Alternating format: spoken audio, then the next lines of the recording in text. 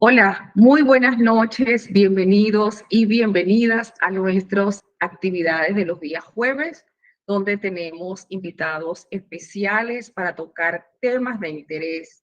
Y esto lo hacemos gracias a la acreditación con el Instituto de Estudios Neuropsicológicos INC y la Clínica Neuropsicopedagógica Sencay en Chiapas, México. En el día de hoy tenemos un invitado formidable, un invitado en el cual vamos a aprender y vamos a analizar aspectos importantes, temas que hemos recorrido en cada uno de nuestros encuentros, bien sea en nuestros encuentros en nuestras plataformas Facebook y en nuestras plataformas del canal YouTube, donde vamos a ver esta actividad y la retransmisión. Y a quien voy a presentar es un hombre con una excelente calidad humana y una excelente formación profesional. Tengo el placer y el honor de conocerlo, de tratarlo, y yo sé que esa vibra y esa energía que él tiene les va a encantar, porque vamos a hacer una disertación que es muy importante en este. Y por supuesto, el abordaje que él le va a dar dada su experiencia. Hablo del maestro Carlos Lorenzo Morales, quien es licenciado en Ciencias de la Educación con terminal en Ciencias Sociales, con maestría en Ciencias de la Educación, con formación en docencia e investigación y especialidad en Psicología Clínica. Tiene formación a nivel de diplomados en competencias digitales para educadores, neuroeducación en el aula y la intervención neuropsicológica para la evaluación psicopedagógica del niño. Es líder del Centro de Información de Aliad Universidades Campus Tuxtla, docente en el Instituto de Formación Académica del Centro Sureste CS-INFA, miembro del Colegio Internacional de Ciencias Criminológicas y Forenses, director general y cofundador de la Fundación Sencay, Asociación Civil, docente en el Instituto de Emprendedores IPE y fundador del grupo ambientalista Boca del Monte en el municipio Villaflores desde el 2018. Es un hombre con una amplia experiencia en donde vemos cómo tiene campos del conocimiento muy amplios. Maestro, es un placer tenerlos en nuestras pantallas del INC y la clínica Sencay. Bienvenido. Estas pantallas son suyas. Muchas gracias, doctora, por la presentación. Pues quiero agradecer pues, la invitación, principalmente a usted, por este espacio y a Neuropsicopedagógico Sencay y INC Sencay por brindarnos la oportunidad de compartir con ustedes en esta ocasión, pues esta temática que estábamos tratando de abordar dentro de los diferentes ámbitos, que es prácticamente escuela, familia y sociedad. Una tríada educativa por el elemento en el cual hoy en día se tiene vinculado y se tiene una serie de problemáticas dentro de ello. Y quisiera dar inicio en el cual nos cuestionemos dentro de este proceso cuál es, perdón, diría, de quién es la responsabilidad hoy en día para educar. ¿Quién tiene la responsabilidad de educar hoy en día? ¿No? Porque pareciera que nos estamos pasando la bolita, ¿no? De que la responsabilidad es de las autoridades, de que la responsabilidad es de la escuela, la responsabilidad es de la familia, ¿no? Pero tenemos diferentes funciones, diferentes roles, cada una de las áreas, pero al parecer hoy en día estamos en una crisis educativa, en el cual si hiciéramos un cuestionamiento, ¿cuál de las tres áreas está cumpliendo hoy en día realmente el papel o el rol que le corresponde? Creo que quedaríamos debiéndonos mucho, ¿no? Todas tienen una serie de carencias, ¿no? En lo gran ámbito, en el ámbito general, podemos tener muchas carencias en el ámbito educativo, en el ámbito de la escuela, la familia y por ende lo que es la sociedad. No se está llevando a cabo el cumplimiento del rol que le corresponde a cada uno de ellos. Y ayer que publicamos en redes sociales, por ahí habían algunos comentarios de algunos maestros, el contador, le mando saludos a mi amigo el contador, y él planteaba dentro de ellos y decía, la responsabilidad es de la familia, dice. Debemos de empezar, dice, por visualizar qué es lo que está haciendo la familia. Y luego, estoy completamente de acuerdo con esa postura. Mucho se ha dicho que la familia es la que educa y la escuela la que enseña, ¿no? Sin embargo, ¿quién toma la batuta de este quehacer educativo? Y ese es el problema. En de ir y venir, de aventarnos la bolita, nadie está tomando la batuta. Y por eso pongo a la escuela como eje central bajo este proceso, porque es la que tiene un grupo de expertos o especializados que tienen los conocimientos idóneos para poder triangular este proceso y poder transformar, ¿no? Transformar la escuela. Mucho se ha dicho de diversos autores en el ámbito de la pedagogía. Tenemos a Rousseau y dice, educa al niño, ¿no? Y evitarás castigar al adulto, ¿no? Mucho se ha planteado dentro de ese proceso en la pedagogía, en el sentido de que tienes que transformar a la sociedad, ¿no? Si educas al niño con la finalidad de transformar al contexto social. Pero hoy en día tenemos una problemática. Se tiene una crisis en el ámbito educativo. En los últimos años en México, pues se ha tenido diferentes movimientos a nivel magisterial o movimientos de docentes. Se ha tenido transformaciones de reformas educativas y también ese ámbito de elementos que debe tener un docente, ¿no? Me preguntaban, dice, ¿qué debe tener un buen docente? ¿No? Y si hay muchos elementos que debería de tener el docente, pero quisiera resumirlo en 3 ámbitos, ¿no? En 3 ámbitos, primero, el docente debe tener vocación, ¿no? Debe amar, debe apasionarle, ¿no? La cuestión de la docencia debe gustarle, ¿no? Tiene que llamarle la atención, sea el nivel en el que se encuentre, el nivel preescolar, nivel primaria, nivel secundaria, preparatoria o universidad, pero debe de amarlo, ¿no? Debe de apasionarle, debe tener ese entusiasmo de decir, hoy es lunes y es inicio de clases, ¿no? Porque de repente pasa esa situación, ¿no? En el cual se critica mucho al docente que sube a dar clases el día martes y baja el día jueves, y tenemos una serie de problemáticas. Y eso se debe por muchos elementos administrativos, pero principalmente por la cuestión de la vocación.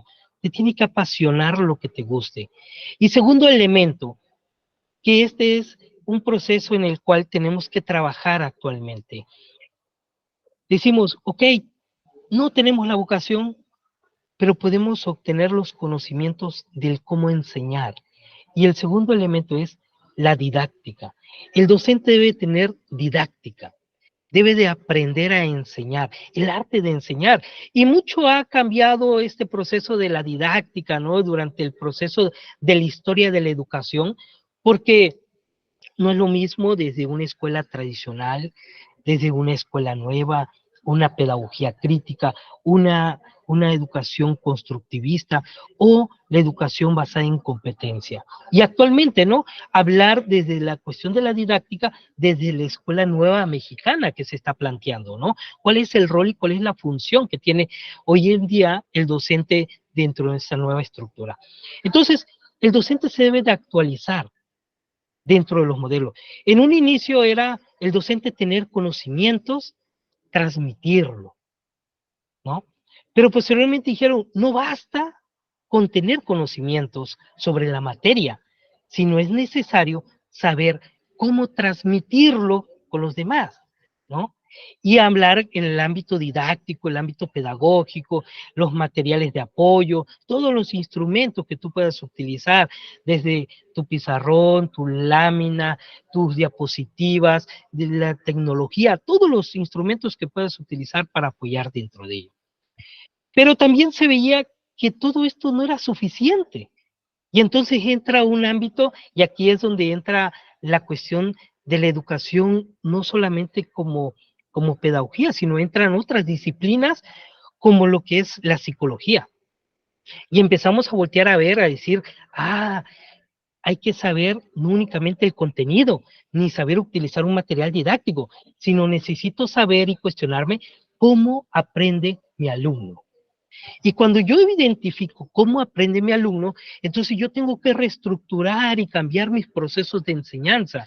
Dice el doctor Francisco Mora, en su libro sobre cerebro y educación, dice, tienes que conocer tu materia prima. ¿Cuál es tu materia prima? El cerebro de tu alumno. Y tienes que saber cómo aprende tu alumno para que tú sepas cómo enseñarle. Otra frase que él dice, la enseñanza se debe transmitir con emoción. Si el alumno está emocionado en el aprendizaje, va a ser un aprendizaje, como dijera Austin, un aprendizaje significativo. Pero si tú llegas a dictar la clase, a decir lo que está en el libro, a decirle lo que el alumno ya leyó, la actividad que ya realizó, y no visualizas más allá, entonces pues vas a terminar un proceso de aburrimiento dentro de ello, ¿no? Y como tercer punto, ya hablamos, debe tener vocación, debe tener didáctica y actualizarse dentro de ese proceso. Y tercer punto, actualizarse. Actualizarse, el docente debe de actualizar en todos los rubros. Los conocimientos, la ciencia, la tecnología, va cambiando día a día. Va cambiando constantemente, ¿no? Entonces, por ahí dice, acabo de ver por ahí que se conectó la maestra Pola, saludos, doctora Claudia Pola, es bibliotecóloga, y por ahí dan datos los bibliotecólogos, feliz día, maestra, hoy es día del bibliotecario, dan por allí datos de que en México, a pesar de que somos un país de poca lectura, dice que somos un país de poca lectura, se publican alrededor de 70 ejemplares, o sea, 70 nuevos libros en el día, ¿no? Imagínense, ¿cuánta cantidad de información se está publicando al día? Tenemos mucha información. Estamos, dice, en la era de la información, pero estamos olvidándonos de transmitir el conocimiento. Entonces, tenemos que actualizarnos. El tercer elemento es actualizarse constantemente sobre los contenidos científicos que el docente va a transmitir hacia el alumno. Entonces, vamos visualizando dentro de ello, en resumen, tiene que tener el docente vocación, tiene que tener conocimiento didáctico y tercero, tiene que estarse actualizando constantemente. Ese es en el ámbito del docente. Si el docente cumple con estos tres elementos, prácticamente la escuela va a ser otra, va a ser una transformadora. Obviamente, cuando visualizamos la escuela, vamos a englobar otros elementos como es la familia que debe involucrarse dentro de ello, los contenidos temáticos, la cuestión curricular, ¿no? La formación docente y la especialización dentro de ello. Ahora, vamos a hablar un poquito referente a la importancia de la familia dentro del vínculo o la relación familia y escuela. Fíjense que haciendo un énfasis dentro de la cuestión de la familia, había mucha queja años atrás en México sobre el elemento de que la familia no se involucraba o no se tomaba en cuenta en el quehacer educativo, en el quehacer de la enseñanza, ¿no? Y en 1992, por cuestiones de derechos humanos, se da una indicación a la Secretaría de Educación en el cual se tiene que tomar en cuenta a la familia y se tiene que involucrar a la familia. Sin embargo, se involucra a la familia únicamente como aquella en un proceso de supervisión, en un proceso de que va a estar visualizando la labor docente, que se lleven a cabo, que cumplan con los horarios, que cumplan y que tengan los materiales idóneos para el proceso de enseñanza, ¿no? Pero no se da hasta 1999 que se crea un Consejo Nacional de Padres de Familia. Y dentro de este consejo ya se le da un poco más de intervención hacia los docentes, a involucrarse en ciertas actividades, a involucrar a la escuela y a la familia, pero yo no únicamente a la familia como aquellos supervisores que vienen a ver que los maestros realmente trabajen, sino que aquellos que se involucren en el proceso de la enseñanza, en el proceso del trabajo que se está haciendo dentro del aula, ¿no? Que se interese también en saber cómo su hijo aprende, cuáles son las habilidades que tiene y cómo puede reforzar esas habilidades o enriquecerla desde el hogar, ¿sí? Y ahí viene el quehacer de la familia en el cual se empieza a involucrar. Pero desafortunadamente en las últimas décadas se ha tenido una carencia dentro de la familia. Tenemos una serie de problemáticas en las cuales en ocasiones no cumplen la función que le corresponde. Pareciera concurso, me ha tocado visualizar en los trabajos que se tienen en nivel escolar, por ejemplo, en nivel preescolar, visualizamos de repente, llegan los papás con sus trabajos, sus manualidades, sus maquetas, muy bonitas, muy padres todas, pero realmente son trabajos que están realizando ellos. Pareciera que se tuviera un concurso de quién hace el mejor trabajo, ¿no? Y a veces le digo, ¿a quién le ponemos el 10? ¿A quién evaluamos? ¿A los papás que hicieron el trabajo, la actividad por los hijos, ¿no? Luego repartimos la calificación entre los papás y los hijos, ¿no? Porque a veces como papá queremos que nuestros hijos sobresalgan, que resalten dentro del sistema educativo, pero terminamos causándoles un daño, porque terminamos haciéndole las actividades. Y pasa que va el día de mañana al nivel primaria y el niño tiene problemas de motricidad. Toda esa motricidad que debió haber desarrollado en el nivel preescolar, la cuestión de el uso de tijeras, el hacer el pintado, el hacer una serie de juegos que le ayudaría a desarrollar ciertas habilidades para que cuando llegara al nivel primaria no tuviera tanta dificultad en el proceso de la lectoescritura, pues hoy tenemos esa problemática. Una problemática que hemos ocasionado desde el hogar, ¿no? Hemos ocasionado desde casa porque le facilitamos todo al niño. Hoy en día, antes de pandemia, teníamos una problemática de lectura, de escritura y de lenguaje. Sumado a ello, problemáticas de conducta, pero con la pandemia, al parecer que todas esas problemáticas aumentaron, fueron mucho más grandes. ¿Por qué? Por la cuestión de la pandemia, pues estuvieron todos aislados, no desarrollaron los que estuvieron de preescolar hacia primaria, ¿no? Los que estuvieron de primer año de primaria hacia segundo, tercero, no cumplieron, no desarrollaron todas las actividades que debieron de haber hecho y por lo tanto tienen ciertas carencias en el nivel educativo. ¿Qué quiero decir? Cuestiones que nosotros como padres debemos desarrollar en el hogar, en casa, va a ayudar a facilitarle el proceso de la enseñanza al docente. Y es por lo cual nosotros tenemos que generar una serie de conciencia, tenemos que generar conciencia sobre la actividad que nosotros debemos hacer. No importa si mi hijo recorta mal, no importa si no se va en la línea, ¿no? Quizás no le sale a la primera, ni a la segunda, ni a la tercera, pero tiene que hacerlo. ¿Para qué? Para que poco a poco vaya desarrollando su motricidad y se le sea más fácil en las actividades más complejas que vaya a tener posteriormente, como es la lectura, la escritura y como es la lógica matemática dentro de ello. Entonces, si nosotros como papás no dejamos que nuestros hijos desarrollen o vayan desarrollando de acuerdo a sus etapas, sus actividades, y las hacemos por ellos, porque no queremos que ellos queden mal dentro de la escuela, dentro de la institución, entonces lo que vamos a ocasionar va a ser un daño hacia nuestros hijos, ¿no?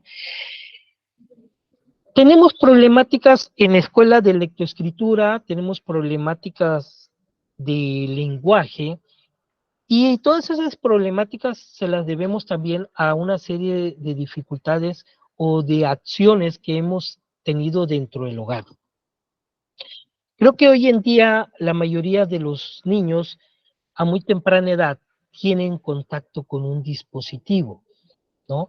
¿Qué sucede con un dispositivo, ¿no? Al tener contacto a muy temprana edad, ya lo han comentado en las diferentes pláticas que se han tenido aquí en INC, en el neuropsicopedagógico Senkai, de los ponentes que han estado anteriormente, y han planteado una situación. El contacto a una temprana edad puede ocasionar una serie de problemáticas en el proceso de desarrollo del niño. Por ahí, el doctor Eliu, en ciertas ocasiones me ha tocado platicar con él y escuchar algunas de sus ponencias, y hacía una analogía, ¿no? Dentro de este proceso del teléfono, ¿no?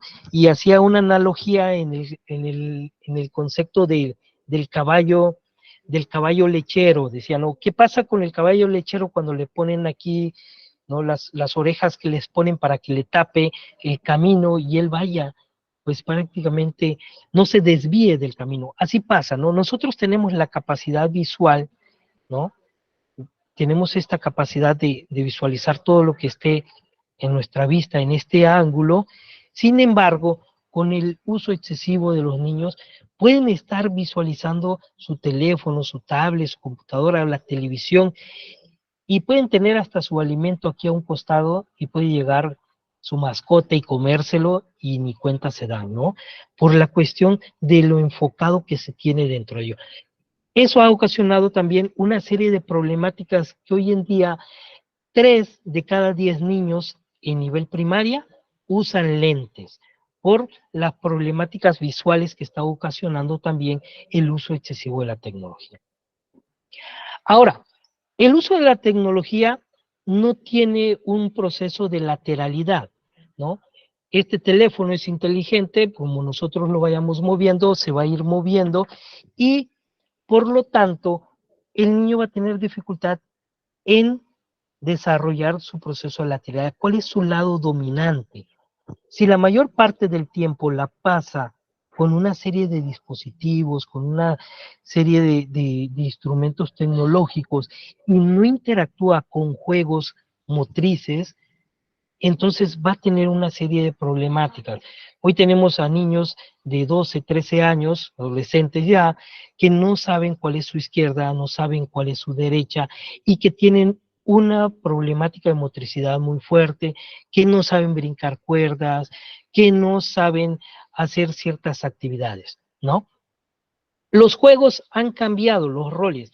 Y aquí vamos a ver en la familia la importancia que tenía los juegos en su momento. ¿Cuáles son los juegos que realizaron ustedes en su infancia? ¿Les tocó jugar palero? ¿Les tocó jugar yoyo? ¿Les tocó jugar canica? ¿Les tocó jugar trompo? ¿Les tocó jugar papalote? Y la mayoría de esos juegos uno mismo los creaba, ¿no? Ibas al monte, cortabas un pedazo de madera y armabas tu trompo, ¿no? Hacías tu papalote, ibas a buscar bambú, o hacías tus instrumentos, tu material, ¿no? De apoyo para tus juegos. Pero todos esos juegos tenían una función al nivel cognitiva y a nivel educativa. ¿Por qué? Porque iba preparando al niño en la cuestión de la escritura. Todos esos juegos tienen una función en nuestra muñeca. Todos tienen un juego dentro de la muñeca. Juegas valero, juegas canica, juegas yoyo, juegas trompo, cualquiera de ellos tiene una función en la muñeca. ¿Y qué pasaba? Que cuando tú ibas al sistema de escritura, pues no tenías dificultad para ese proceso. No se te dificultaba, no tenías ningún problema dentro de ello. Sin embargo, hoy en día, cuando se tiene la mayor cantidad de interacción dentro de un dispositivo, no desarrollas esos procesos motrices. Por ahí hacía una analogía un doctor y decía, la motricidad o los juegos que tienen una actividad motriz son como el proceso del arado en el campesino, en su tierra, ¿no? Tiene que arar, preparar su tierra para que esa tierra sea idónea para sembrar, ¿no? Si no prepara la tierra al momento de sembrar, pues va a tener una serie de dificultades al nacer, ¿no? Al germinar el producto. Entonces, dice el doctor Francisco Mora, dentro del ámbito del cerebro, dice, tiene que prepararse el cerebro, tiene que estimularse y tiene que desarrollar todos esos procesos. Ok, ¿por qué contamos estos casos, ¿no? Del ámbito del juego, de la motricidad y de las actividades que se hacen? Porque estos juegos, por lo común, ¿dónde se hacía? En casa, con los amigos, en el patio, en la calle, ¿no? Jugabas con tus papás, estos tipos de juegos. ¿Quién te enseñaba a jugar trompo? Por lo común eran tus papás, ¿no? ¿Quién te enseñaba a jugar trompo? Y estas actividades se han dejado de dar. Por lo tanto, como se han dejado de dar, lleva una problemática al ámbito escolar. ¿Por qué? Porque hoy en día el docente tiene más problemáticas para enseñarle al niño procesos de lectoescritura. Otra situación que se tiene dentro del hogar y que se está haciendo mal, por ahí hay un autor que se llama Reinaldo Suárez Díaz, llega a decir algo muy fuerte, ¿no? En este sentido, dice, las nuevas generaciones de padres no tienen ni la remota idea de cómo educar a sus hijos.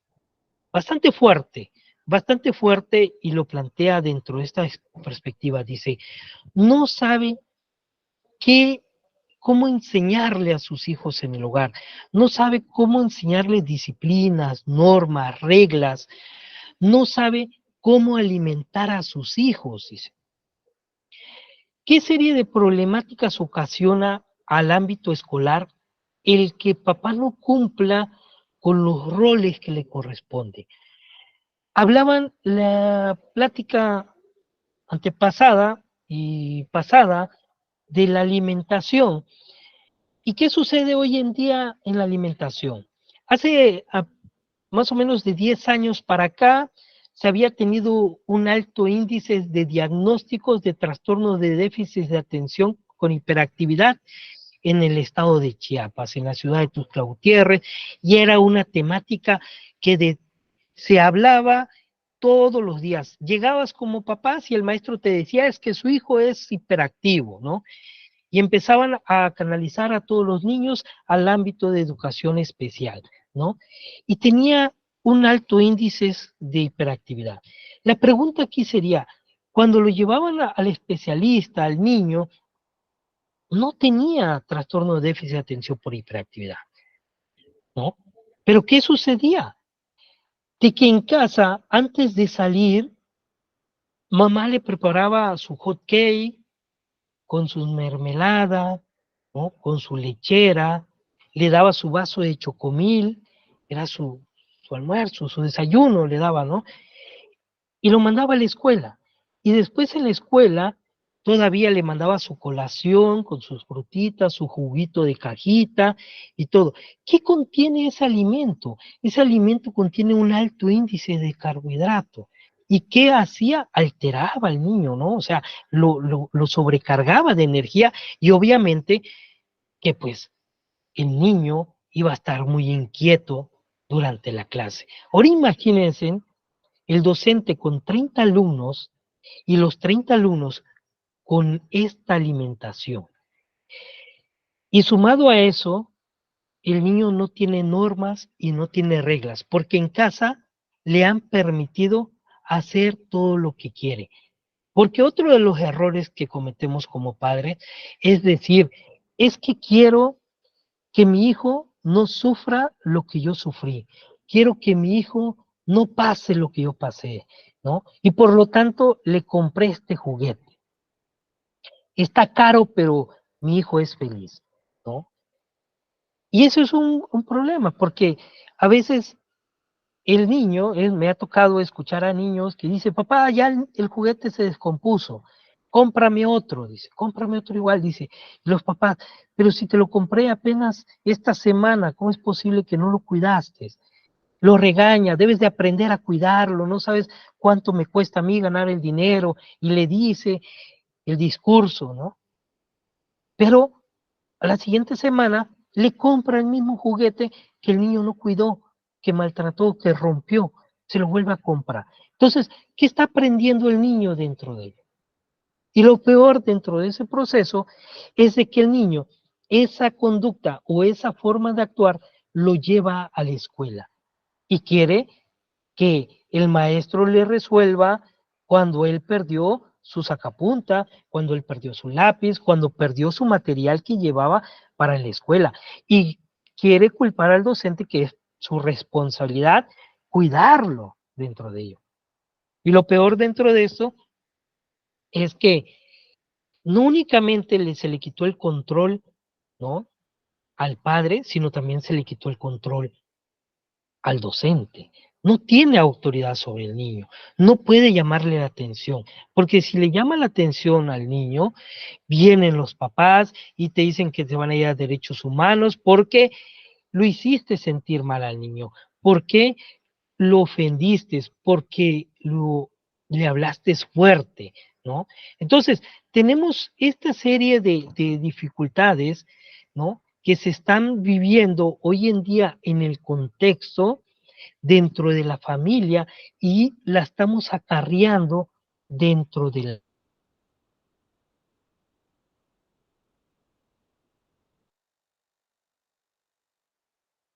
los jóvenes, digamos niños, que no respeten normas ni reglas, ¿no?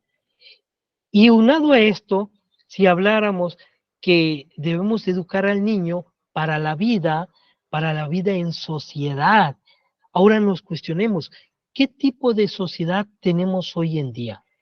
¿Cuál es la sociedad que le estamos presentando a los niños? ¿Cuál es la sociedad en la que le estamos dando a conocer?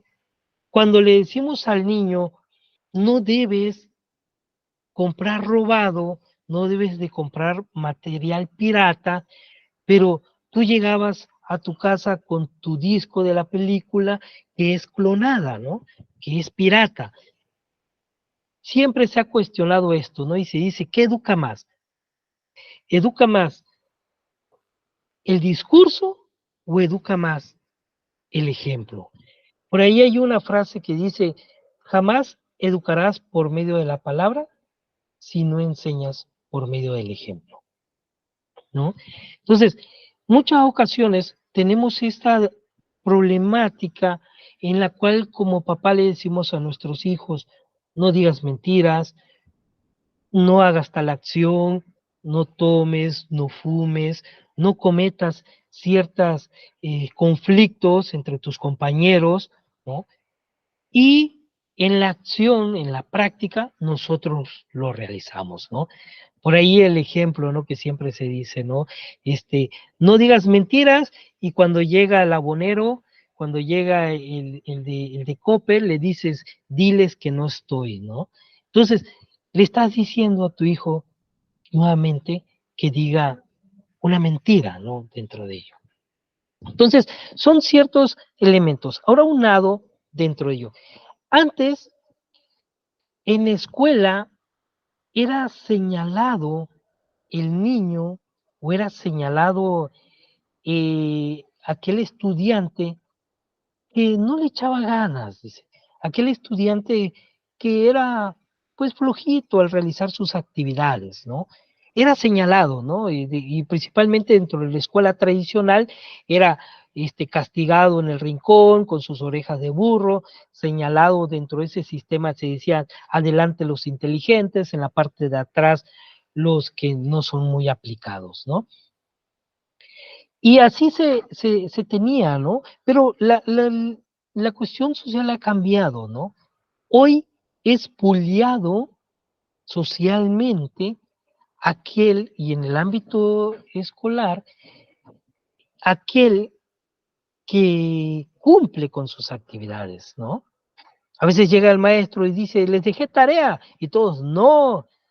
Y de repente dice uno, sí, profe, me dejó tarea. Y todos voltean a ver a ese y tenía que ser el matadito, ¿no? Tenía que ser la matadita, ¿no? Entonces empieza a castigar, ¿no? A castigar al que es cumplido, aquel que sí realiza la serie de actividades, aquel que sí cumple con lo que debe de ser, con lo que indica, es el que es castigado actualmente. Hemos generado una serie de valores en antivalores hoy en día, ¿no? Y los antivalores los hemos vuelto como valores, ¿no? Si yo vi como estudiante, como alumno, vi que a mi compañero se le cayó un billete y lo levanto y le digo, compañero, se te cayó tu billete y lo entrego, los demás me van a decir, uy, ¿por qué eres así? Te lo hubieras quedado, ¿no? Entonces, esos elementos son los que se están enseñando hoy en día.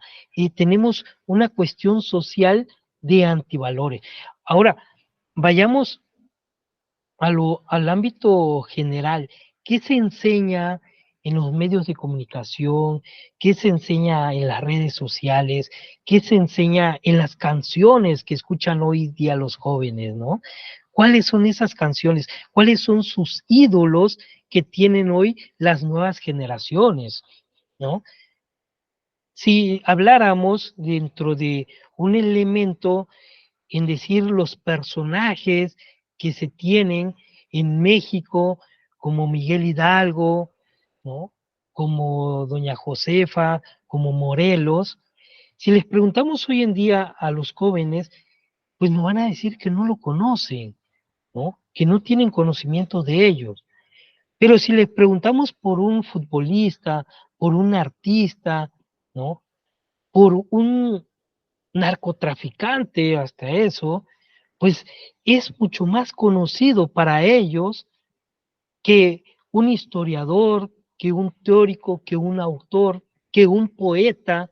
Es más, la vez pasada me di la tarea de preguntarle a un grupo de jóvenes por Jaime Sabines, poeta chiapaneco, por Rosario Castellanos, y pues nadie tiene un conocimiento dentro de ello, ¿no? No saben quién es, mucho menos que lean alguna de sus obras, ¿no? Algunos de sus poemas, algunos de sus, de sus lecturas de ellos, ¿no? Entonces, tenemos esa problemática.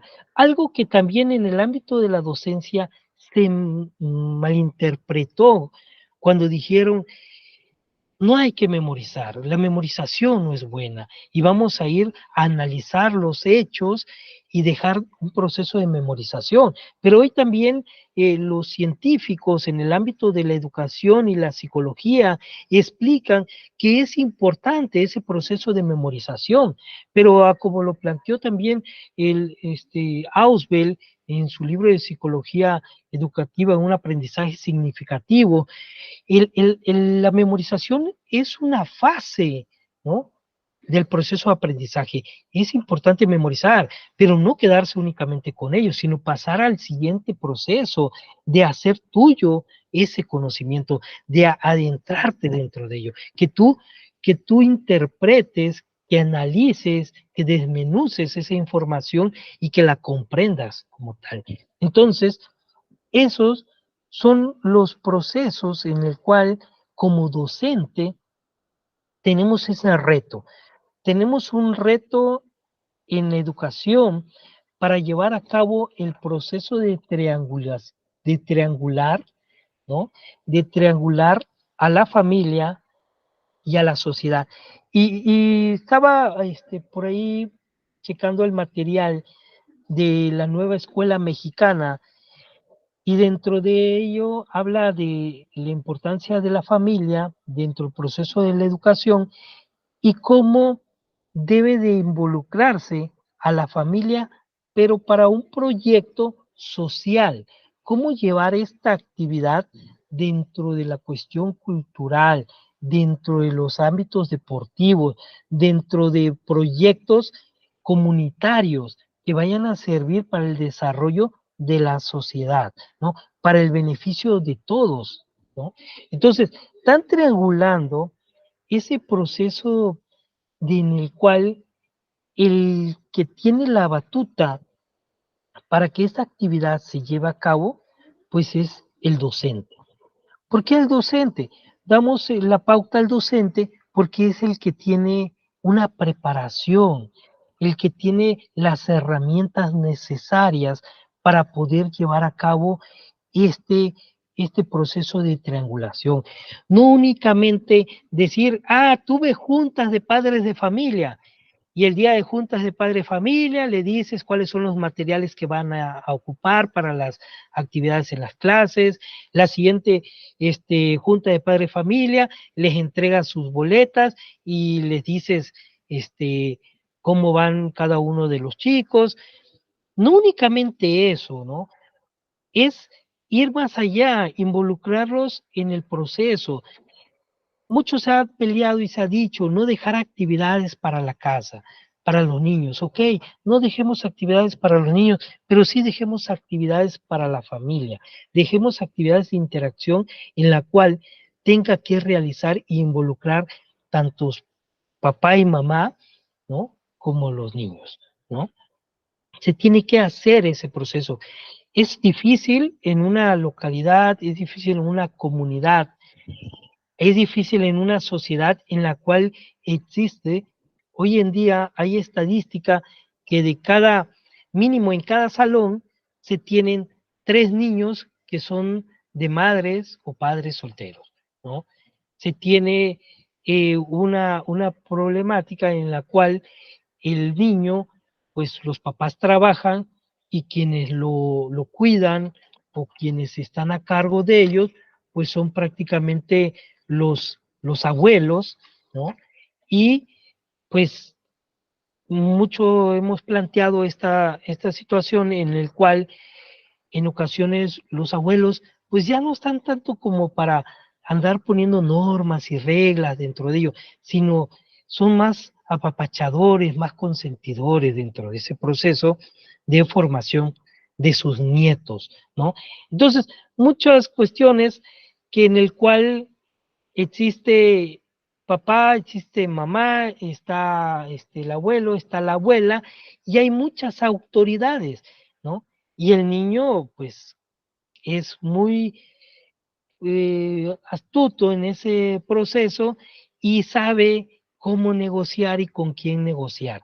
Muchas de las cuestiones que se ha planteado es que dice que pues los niños son muy distraídos, que los niños no aprenden, que tienen ciertas dificultades. Y digo, pero ¿qué habilidad tienen para manipular a sus padres? Y si tienen esa habilidad para controlar, para manipular a sus papás, digo, ¿qué sucede? Están siendo más listos que los adultos, están siendo más listos que sus papás, están siendo más listos, ¿no? Que sus abuelos. Otro elemento, doctora, que quisiera aquí resaltar también, porque a veces como docentes lo primero que planteamos es decir, es que también esta generación dice, no lee, no escribe y tiene una serie de problemáticas dentro de ello, ¿no?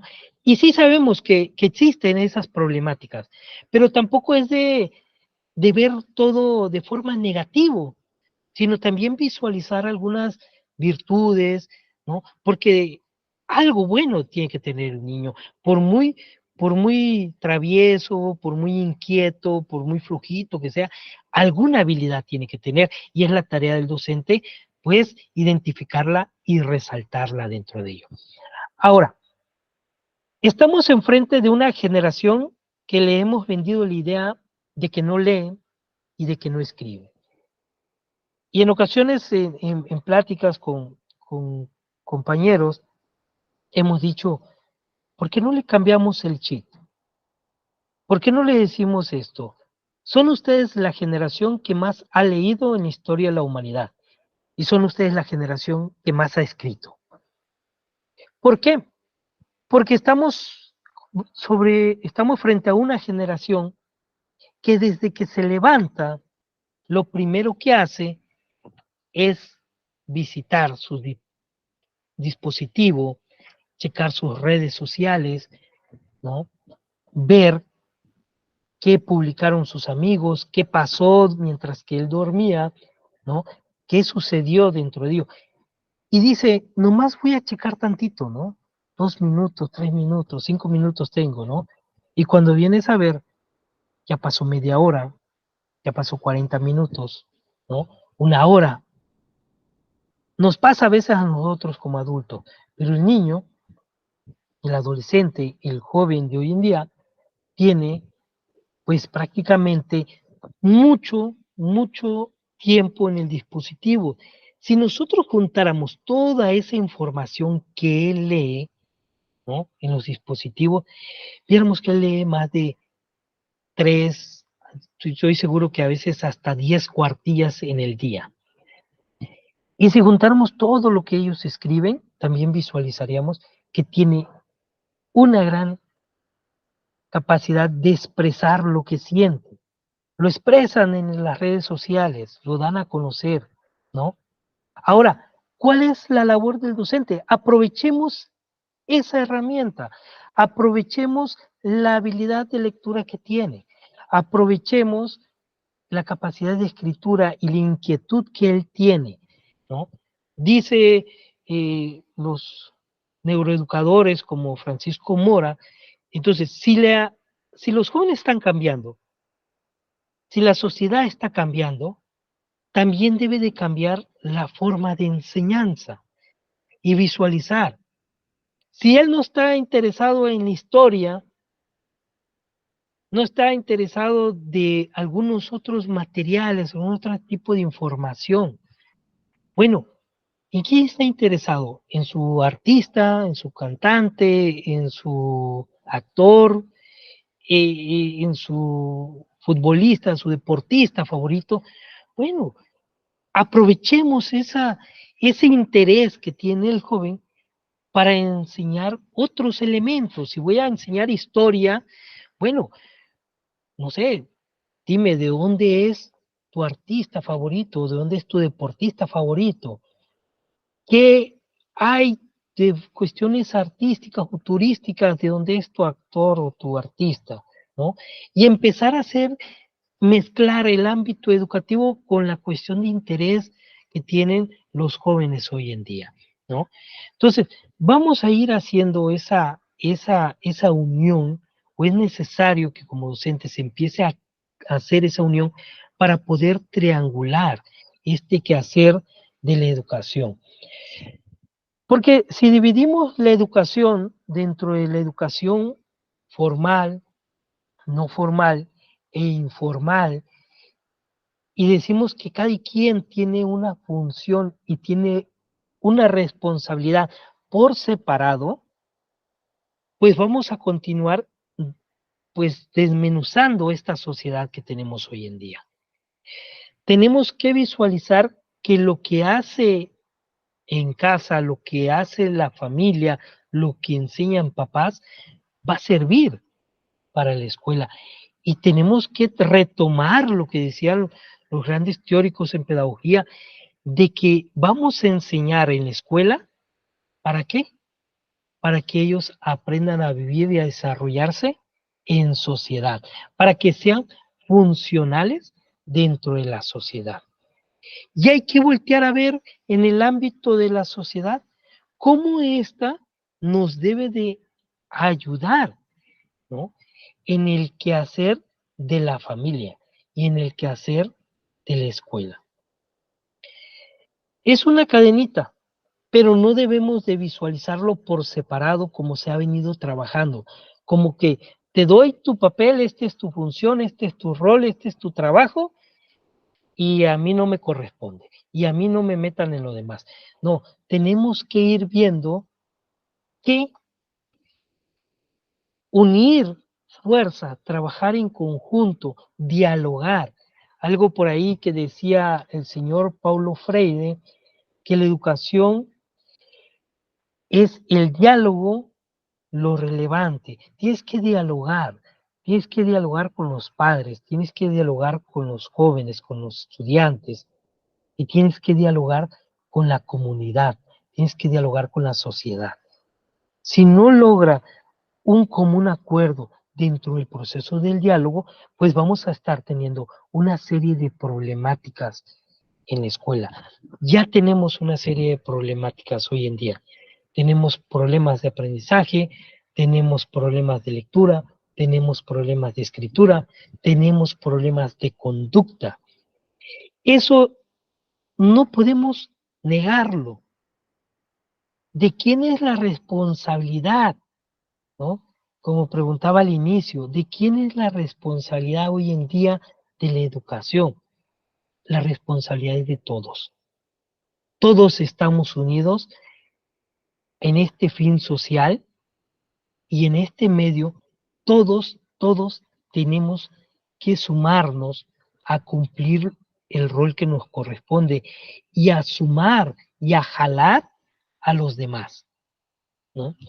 Por ahí en un libro de los 7 hábitos de la gente altamente efectiva, tiene un pensamiento que dice, quise cambiar al mundo y no lo logré. Cuando joven, dice, cuando joven quise cambiar al mundo y no lo logré. Cuando adulto entendí que si hubiera yo cambiado primero, hubiera influenciado en mi familia. Y si mi familia cambiaba, hubiera influenciado en mis amigos, en mi comunidad y hacia la sociedad. En ocasiones queremos hacerlo a la inversa, ¿no? Queremos que todos cambien y no queremos cambiar nosotros. Queremos darle la responsabilidad a los demás y nosotros no queremos asumir la que nos corresponde. Entonces, la invitación dentro de este proceso es de que empecemos a identificar qué estoy haciendo como docente, ¿no? Y un elemento que se pregunta uno, ¿cómo se está enseñando en las instituciones educativas universitarias? ¿Cómo se está enseñando a los futuros formadores, a los futuros docentes? ¿De qué manera se les está enseñando? Si la sociedad está cambiando, si el contexto está cambiando, ¿cómo nosotros estamos enseñando a los que van a ser los futuros docentes? ¿Qué herramientas se les está dando para que ellos puedan enfrentar toda esta serie de problemáticas que se están presentando en el ámbito escolar, ¿no? ¿Cuáles son los contenidos que se deberían de dar, ¿no? ¿Cuáles son los contenidos que se deben de enseñar en los diferentes niveles educativos como docente? Y como papá, ¿cuál es la función que estoy haciendo? ¿Cuál es el estilo de vida que estoy haciendo? Es más, debo de visualizarme qué tipo de hijo quiero que sea cuando sea adulto. ¿Cómo voy a enseñar a mi hijo para que logre ser ese adulto que yo espero que sea? Y para ello hay que cambiar muchas estructuras, hay que cambiar hábitos en la familia, hay que dejar un poquito los dispositivos, hay que convivir, hay que dialogar con los hijos, una convivencia que sea real, porque en ocasiones me encuentro a papás que me dicen, es que nosotros todos los domingos convivimos, ponemos películas o una serie y nos aventamos 5 o 6 horas en familia. Ok, le digo, pero estuviste viendo una película. ¿Dónde estuvo la interacción? O sea, si después de ver la película hay una interacción, hay un análisis, hay una reflexión dentro de ella, pues qué bueno, excelente. Pero si no se tiene, pues únicamente estuvieron entreteniéndose, no estuvieron conviviendo como familia, ¿no? Hay que buscar ese proceso de convivencia, de empezar a interactuar, ¿no? De empezar a involucrarme en el quehacer de la escuela, pero no en hacerle las tareas a los hijos.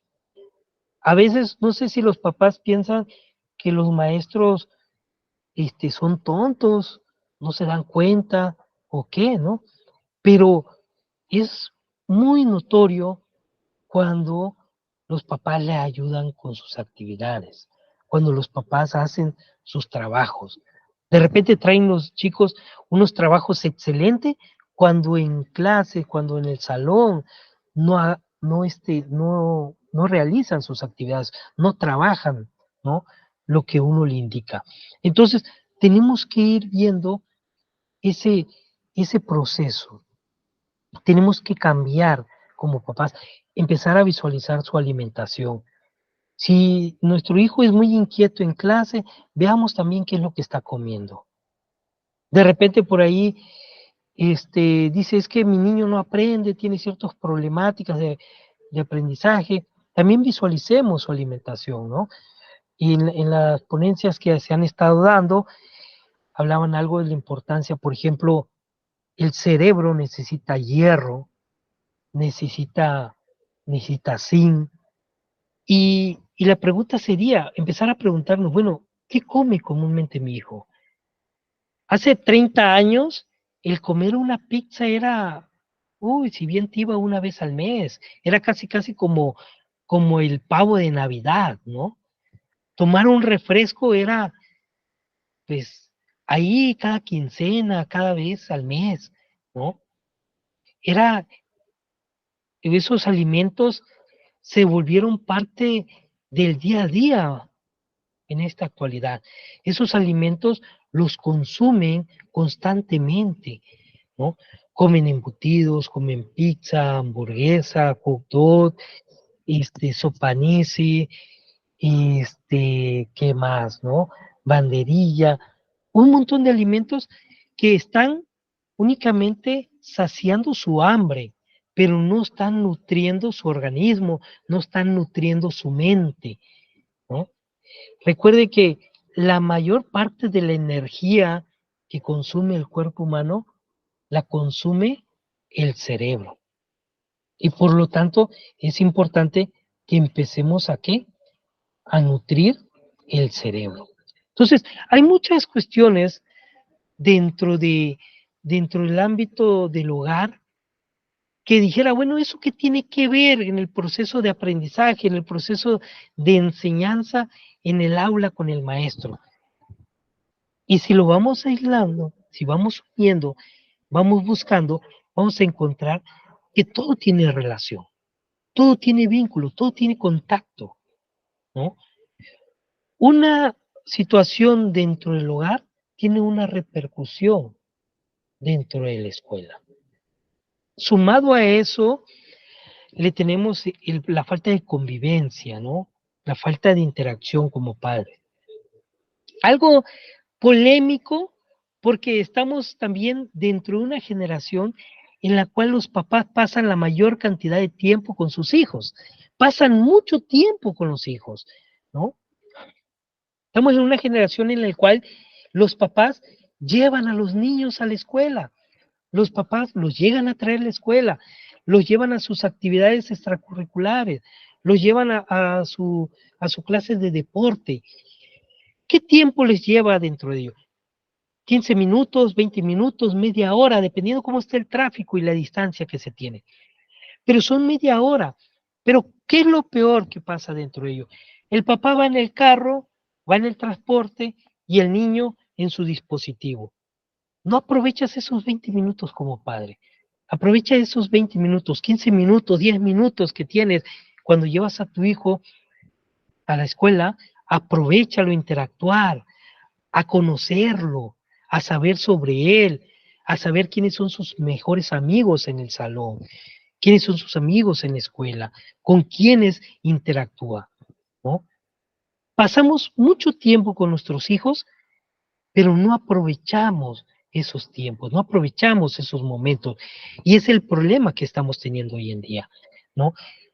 Y los niños, lo peor es de que los niños cuando platican con los docentes, con los maestros, los niños dicen, es que mi papá no me dedica tiempo, mi papá no tiene tiempo para mí. Cuando estamos en una generación en la cual pasan mucho tiempo juntos. Los que estén de 4 décadas para atrás podrán decir de que sus papás los llevaron a la escuela el primer día de clase, le enseñaron el camino y le dijeron, de aquí, que te bendiga Dios, ¿no? Te vas solo, te vas. Podemos decir, los tiempos han cambiado, los tiempos han cambiado. La inseguridad, la delincuencia, la situación en la que se vive en nuestro estado, en nuestro país y todo lo que es Latinoamérica ha ocasionado que también nos convertamos en papás sobreprotectores.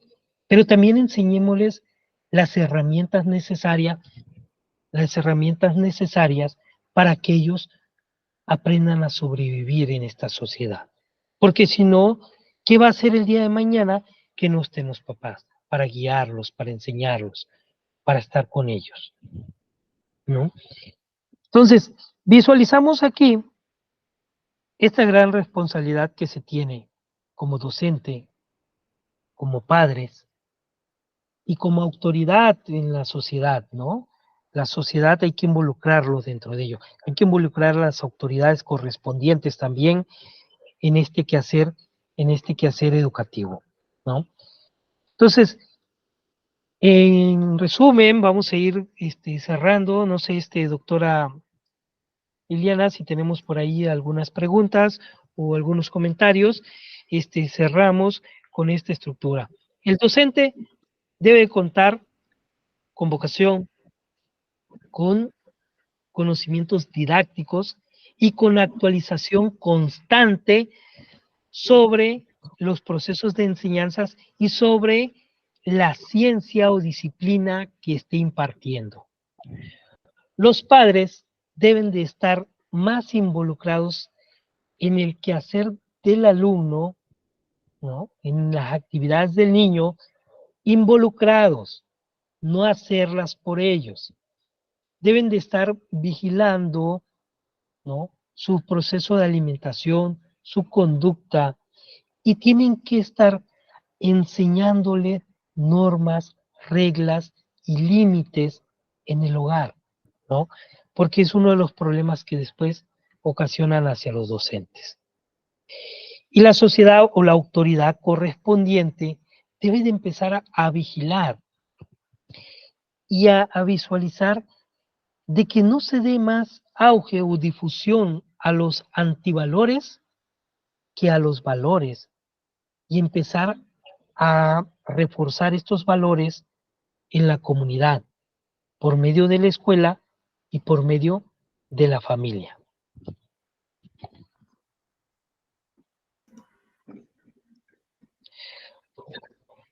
Maestra Lili. Excelente disertación, ha sido placentero para mí un aula universitaria en nuestros espacios. Desmontó la tríada de la que esta actividad se trataba. Me gustó muchísimo la citación de autores para poner énfasis en las ideas principales. Definitivamente, las neurociencias aplicadas a la educación, tomando en cuenta el rol de las familias, es fundamental. Nos hablaba de la alimentación, tomaba como ejemplo nuestras actividades y cada uno de los ponentes que pasaron por este escenario. Y le agradezco mucho el haber resumido también la participación de nuestros docentes y los invitados especiales como usted. Nos llevamos la importancia de que el docente tiene un rol muy importante Y de hecho, si ustedes siguen las redes sociales del maestro, hay fotos maravillosas de él siempre tomando los libros, siempre él junto con los libros. Y eso habla mucho de la personalidad y de quién es. Por tanto, no solamente hace la lectura, sino que la lleva a la praxis. También llevó las neurociencias a este espacio cuando hablaba del ejemplo de nuestras acciones y lo que decimos. Allí los niños, pues, las neuronas espejo, que yo siempre digo que es una espada de Damocles y prácticamente usted lo confirmó con su disertación, porque el niño aprende de lo que ve más de lo que escucha. Es el ejemplo. Y eso las redes neuronales lo absorben como un aprendizaje. Entonces, es una espada de Damocles porque usted mismo colocó los ejemplos de los antivalores. Si los padres o los maestros inclusive en el aula hablan de un buen comportamiento, pero su comportamiento no es coherente con el discurso, pues evidentemente eso va a impregnar las redes neuronales a nivel de los niños. Para mí fue muy motivante que usted tomara en cuenta y recordara la labor docente.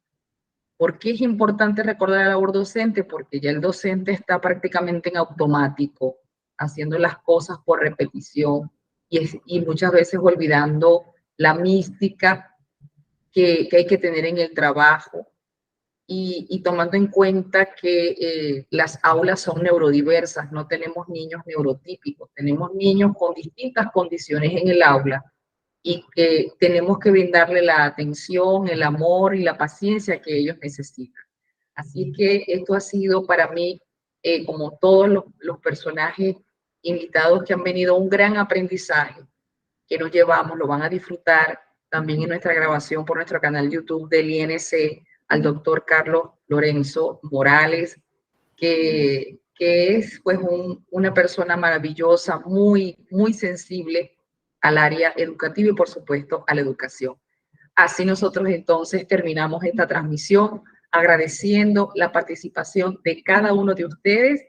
No veo comentarios al WhatsApp de preguntas, sino saludos hacia usted. Y por supuesto, por mi parte, agradecida por este espacio que nos dio, por ese tiempo que nos brindó para darnos esta información tan valiosa de una tríada que no podemos olvidar. Y la responsabilidad es compartida. El Estado mexicano tiene una responsabilidad compartida en lo que es educación y la nueva escuela mexicana que está tomando en cuenta estos roles que son fundamentales. Muy buenas noches a todos. Gracias por participar y espero que disfruten de estos contenidos para los que nos ven en diferido. Maestro, muchas gracias. Siempre bienvenido a nuestra casa. Muchísimas gracias por todo. Saludos a cada uno de los que se conectaron. Espero y sea de su agrado. Hasta luego. Feliz noche. Se les quiere y se les... pero lo veré en diferido, doctora. Gracias. Bienvenida siempre. Cerramos entonces la transmisión.